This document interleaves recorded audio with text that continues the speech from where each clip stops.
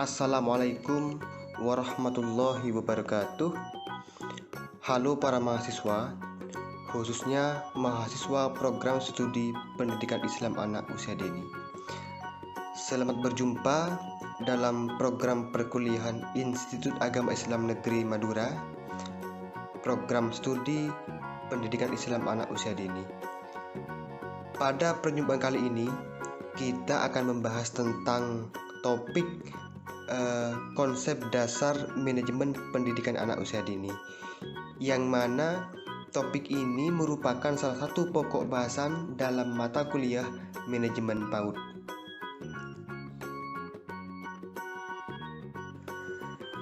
Para mahasiswa sekalian, kali ini kita akan membahas tentang konsep dasar manajemen pendidikan anak usia dini.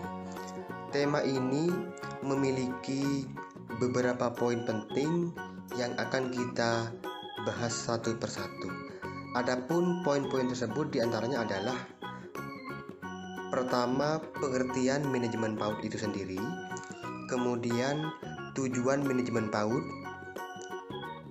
yang ketiga adalah fungsi manajemen PAUD, yang keempat prinsip manajemen PAUD, dan yang kelima adalah bentuk penyelenggaraan PAUD, dan yang terakhir adalah ruang lingkup manajemen PAUD. Semua poin-poin ini kita akan membahasnya pada slide berikutnya. Oleh karena itu, mari kita simak bersama-sama pada slide berikut ini. Baik, pada slide kali ini kita akan belajar tentang pengertian manajemen PAUD. Kata manajemen PAUD terdiri dari dua kata, yaitu manajemen dan PAUD. Menurut Husaini Usman dalam bukunya Novan Ardiwiani, dijelaskan bahwa kata manajemen asalnya dari bahasa Latin, yakni manus, yang memiliki arti tangan, dan agere yang artinya melakukan. Kata tersebut kemudian dipadukan menjadi kata kerja manager yang berarti menangani.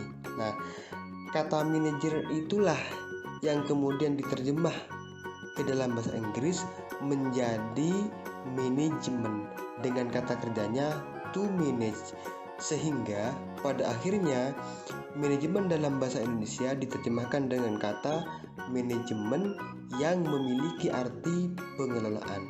Nah, sampai di sini mungkin kita bisa mengambil kata kunci apa arti dari manajemen. Nah, kalau saya mengambil kata kunci di sini yaitu dengan kata pengelolaan, sehingga ketika kita mendengar kata manajemen, maka yang akan terlintas dalam otak kita itu adalah pengelolaan. Nah, kemudian PAUD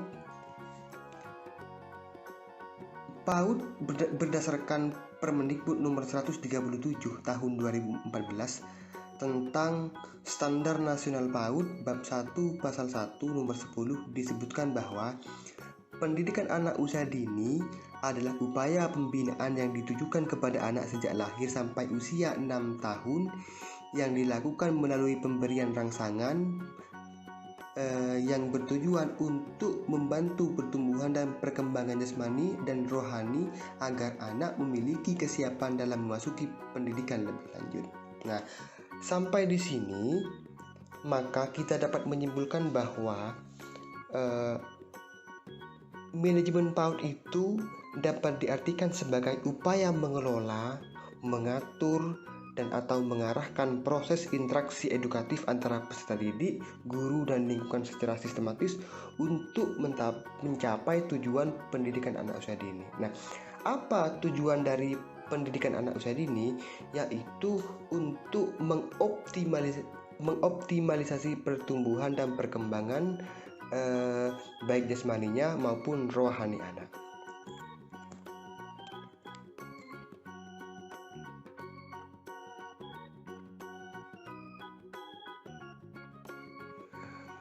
Sekarang tujuan manajemen PAUD. Begini, Tujuan akhir dalam manajemen PAUD pada hakikatnya adalah untuk tercapainya sebuah tujuan pendidikan dengan efektif dan efisien terhadap rencana yang telah dilakukan sebelumnya. Dengan demikian, kata kunci yang terdapat pada manajemen PAUD terdiri dari dua hal, yaitu efektif dan efisien. Nah, saya akan mencoba menjelaskan satu persatu apa itu efektif dan apa itu efisien. Kata efektif dapat digunakan pada konteks apapun termasuk dalam manajemen PAUD. Sebab kata efektif itu sifatnya masih sangat umum. Konsekuensi dari penggunaan kata efektif adalah lahirnya pemaknaan yang berbeda-beda tergantung perspektif dan objeknya masing-masing. Nah, tentu kalau dalam hal ini adalah dalam hal manajemen PAUD maksudnya, yaitu terlaksananya semua program secara tepat serta melibatkan semua sumber daya lembaga PAUD. Nah, kemudian efisien. Sebuah kegiatan itu dapat dikatakan efisien apabila penggunaan sumber daya yang minimal tapi dapat menghasilkan yang maksimal. Efisien itu berupaya membandingkan antara input dan output. Program pendidikan dianggap efisien apabila tujuannya dicapai dengan optimal melalui penggunaan biaya yang minimal. Nah, dalam konteks manajemen PAUD,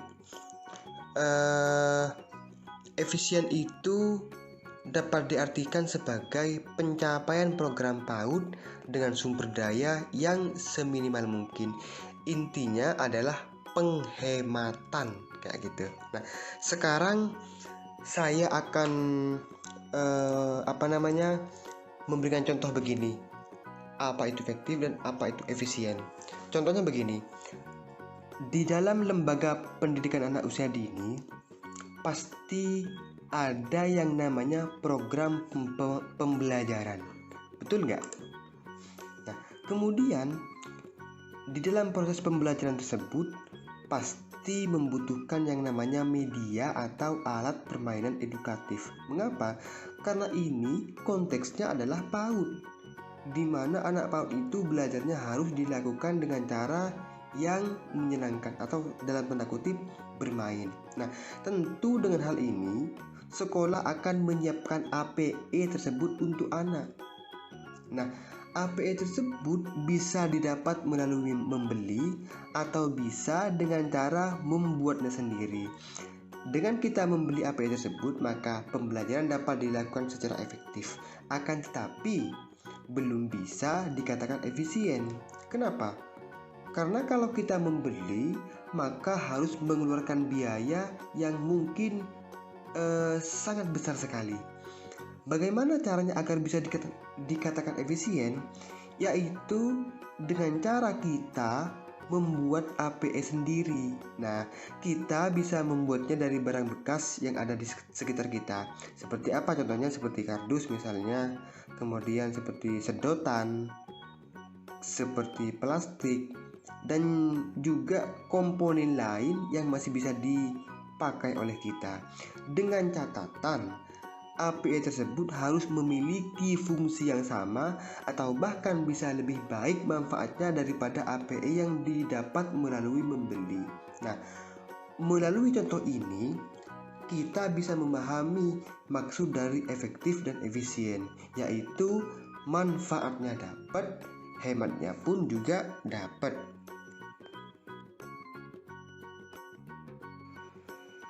Poin keempat dari konsep dasar manajemen PAUD yaitu fungsi manajemen PAUD. Fungsi manajemen PAUD dapat diklasifikasikan menjadi 5 bentuk kegiatan, Di antaranya adalah kegiatan perencanaan, pengorganisasian, pelaksanaan, kepemimpinan, dan juga pengawasan.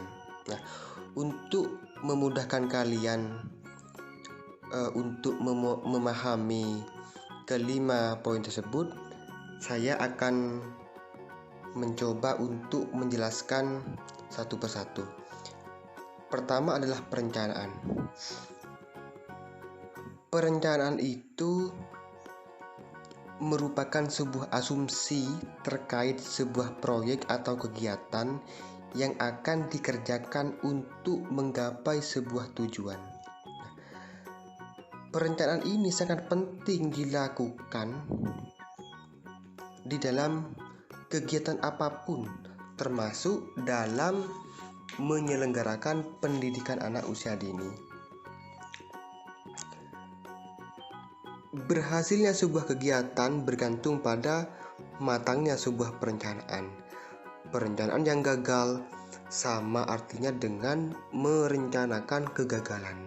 Oleh sebab itu, berhasil atau tidaknya program pendidikan bisa ditentukan melalui perencanaan yang matang. Yang kedua adalah pengorganisasian. Pengorganisasian itu disebutkan oleh Suyadi di dalam bukunya sebagai sebuah pendistribusian tugas dengan cara yang profesional melalui kemampuan masing-masing sumber daya di dalam melaksanakan tugas. Jadi, segala bentuk perencanaan diorganisasikan kepada lingkup yang lebih kecil sehingga semua komponen PAUD mendapat tugas sesuai dengan kapasitasnya masing-masing. Yang ketiga adalah pelaksanaan. Pelaksanaan itu bisa dimaknai dengan suatu kegiatan dalam merealisasikan rancangan menjadi tindakan nyata yang bertujuan untuk efektivitas dan efisiensi. Nah, dalam keadaan tertentu, pelaksanaan ini berkaitan erat dengan kegiatan menggerakkan. Penggerakan bisa diartikan dengan sebuah upaya atau tata cara atau juga sebagai teknik atau sebagai metode dalam mendorong semua anggota organisasi supaya dalam bekerja bisa melakukannya dengan hati yang penuh keikhlasan demi ketercapaian misi dan misi organisasi secara efektif dan efisien. Nah, kemudian berikutnya adalah kepemimpinan. Seorang pemimpin atau manajer dalam konteks pendidikan anak usia dini hendaknya tidak menyibukkan diri dengan pekerjaan intern lembaga, akan tetapi juga harus memiliki pandangan keluar supaya bisa melakukan sebuah inovasi bagi lembaga PAUD yang dipimpinnya. Nah, karena mengapa? Ketika seorang pemimpin terlalu sibuk dengan pekerjaan internal lembaga, maka pemimpin tersebut akan kehilangan energi, juga akan kehilangan tenaga, serta pemikiran, sehingga tidak akan sempat untuk memperjuangkan kemajuan lembaga pendidikan yang sedang dipimpinnya. Intinya harus fokus kepada kepemimpinannya tersebut. Yang terakhir adalah pengawasan. Pengawasan pada dasarnya merupakan kegiatan pemantauan dalam memastikan segala komponen yang terdapat dalam kawasan kepemimpinannya. Tujuannya apa? Agar bisa terlaksana dengan baik tentunya. Nah, pemantauan yang dilakukan mencakup tenaga struktural, yang mana tenaga struktural ini merupakan semua hal yang berkaitan dengan kegiatan administrasi dan tenaga fungsional, yaitu tenaga pendidik. Semua kegiatan yang dilakukan bertujuan untuk mencapai tujuan yang telah dirancang sebelumnya, sehingga ketika ditemukan adanya penyimpangan maka akan segera dapat ditangani dengan baik.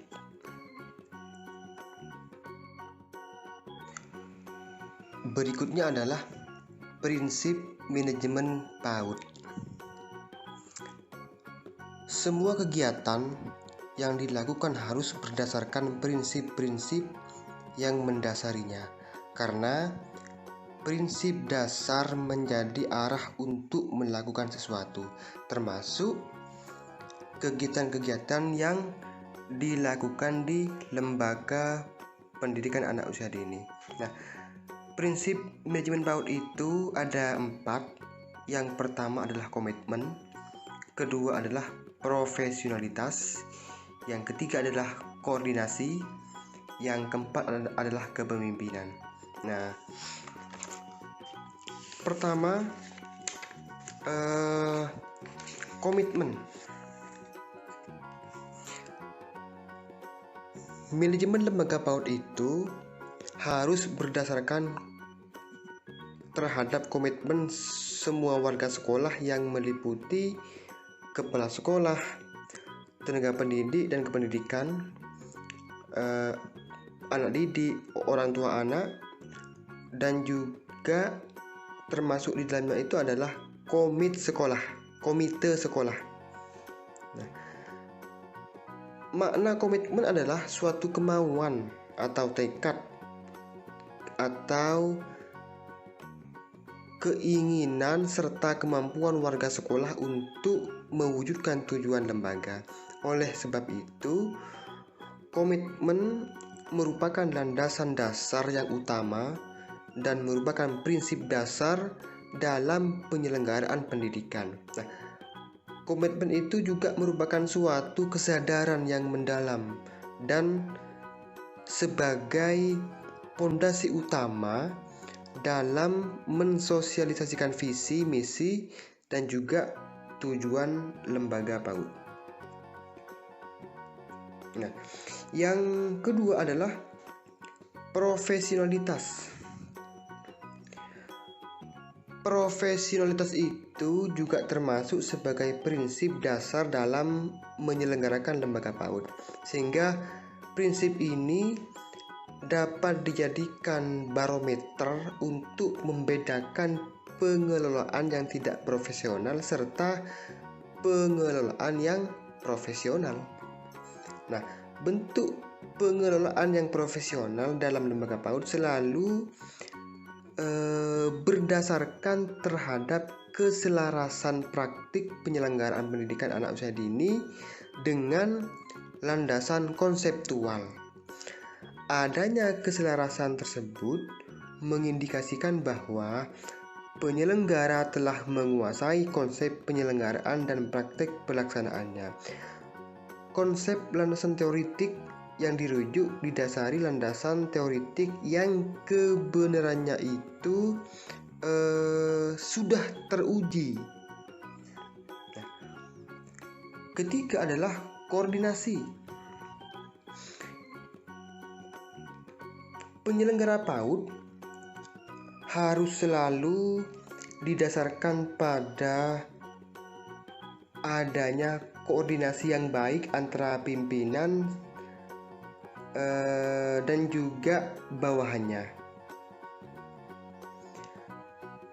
Pada hakikatnya, koordinasi adalah upaya penggerakan yang melibatkan seluruh aspek sumber daya sebagai suatu kesatuan yang tujuannya itu adalah untuk dapat mencapai visi dan misi bersama. Dengan menggunakan prinsip koordinasi tersebut, maka kegiatan manajerial dapat memberikan kesamaan ruang gerak terhadap semua komponen sumber daya manusia, fungsi, dan juga kedudukannya. Hal ini dapat terwujud jika terdapat sebuah gambaran yang jelas terhadap kedudukan masing-masing komponen. Nah, apabila komponen masing-masing tidak mempunyai kejelasan, maka kegiatan manajerial tidak bisa dipastikan akan terbengkalai dan akan melahirkan konflik internal yang semakin serius dikarenakan adanya persepsi terkait peranan dan fungsi yang bersifat subjektif. Kemudian yang terakhir itu adalah kepemimpinan. Nah, kepemimpinan atau yang sering disebut dengan leader memiliki peranan yang sangat penting di dalam penyelenggaraan pendidikan anak usia dini. Kepemimpinan dapat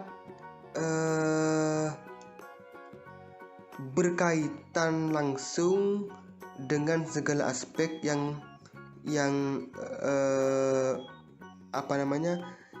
berkaitan dengan penyelenggaraan PAUD. Nah, idealnya kepemimpinan itu mengawalinya dari sebuah representasi pemahaman terhadap aspek atau komponen yang terdapat dalam penyelenggaraan lembaga PAUD.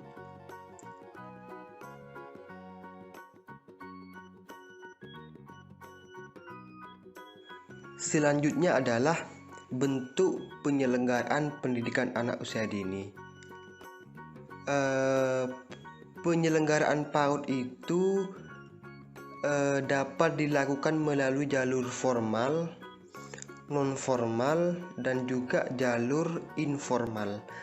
Hanya saja dalam slide ini saya tidak akan menampilkan pendidikan yang melalui jalur informal karena memang sampai saat ini nampaknya jalur informal tersebut kurang mendapatkan perhatian yang sangat serius dari pemerintah. Mungkin hal itu dapat disebabkan karena regulasinya itu yang sangat susah untuk diurus oleh pemerintah. Baik, pertama itu jalur pendidikan formal itu bisa berupa taman kanak-kanak yang disebut dengan TK. Nah, TK ini merupakan bentuk satuan PAUD jalur pendidikan formal yang dalam penyelenggaraannya dikhususkan terhadap anak yang usianya 4 tahun hingga 6 tahun dengan memprioritaskan usia 5-6 tahun. Yang kedua, taman kanak-kanak luar biasa atau yang kemudian disebut dengan TKLB. Ini merupakan salah satu bentuk satuan PAUD dengan jalur pendidikan formal yang menyelenggarakan program pendidikan khusus bagi anak yang berusia 4 tahun sampai 6 tahun dengan prioritas usia 5 sampai dengan 6 tahun. Berikutnya adalah kelompok bermain. Kelompok bermain ini kemudian disebut dengan atau disingkat dengan KB.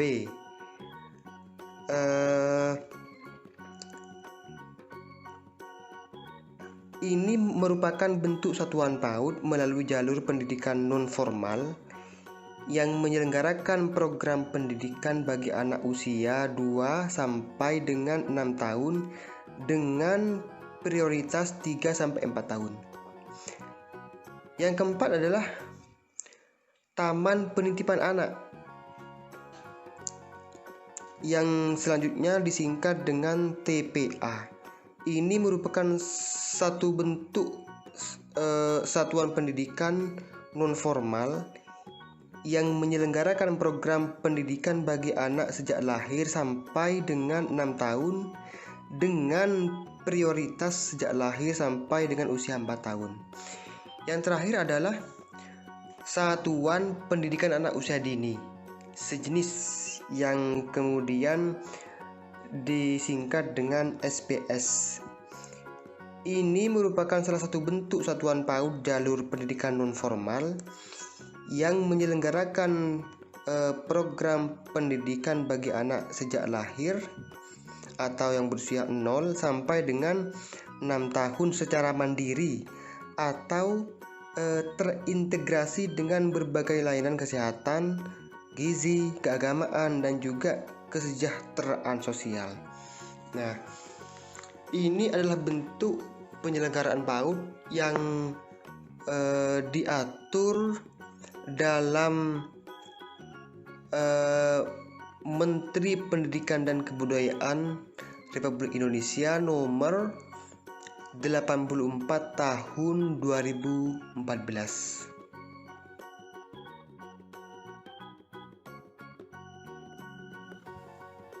Para mahasiswa sekalian, sekarang kita akan mempelajari poin terakhir dari konsep dasar manajemen pendidikan anak usia dini. Adapun poin terakhir tersebut adalah ruang lingkup manajemen PAUD. Nah, di sini ada banyak poin-poin yang saya sebutkan, akan tetapi dalam hal ini saya akan membacakan saja karena untuk penjelasan yang lebih detail itu nanti akan dibahas oleh para pemakalah sesuai dengan urutannya masing-masing. Nah, yang terakhir ini adalah ruang lingkup manajemen PAUD. Dalam ruang lingkup manajemen PAUD atau pembahasan manajemen PAUD itu pertama adalah manajemen kurikulum PAUD, kemudian manajemen pendidik dan tenaga kependidikan, kemudian manajemen anak didik, kemudian manajemen sarana dan prasarana, ada manajemen desain lingkungan PAUD, ada manajemen proses input dan output, kemudian yang terakhir adalah manajemen pengawasan atau supervisi. Nah, para mahasiswa sekalian, dalam RPS yang saya share di e-learning ataupun WAG itu pembahasan kita tidak hanya seputar yang 7 ini, tapi juga ada tambahan seperti manajemen pendirian lembaga PAUD, kemudian ada juga manajemen ekstrakurikuler dan semacamnya. Kalau tidak keliru ada 13 bab atau 14 bab atau 13 poin pembahasan atau tema pembahasan seperti itu. Nah, ini memang sengaja saya tambah karena saya nilai kita lulusan PIAUD ini tidak hanya akan menjadi guru atau tidak hanya belajar tentang kurikulum saja atau belajar tentang desain lingkungan PAUD saja, akan tetapi kita itu mungkin nanti akan ada yang ingin mendirikan PAUD atau ingin membuat sekolah PAUD, sehingga saya pikir sangat perlu sekali untuk dibahas tentang manajemen pendirian lembaga PAUD, termasuk dalam pengajuan izin, pembuatan proposal,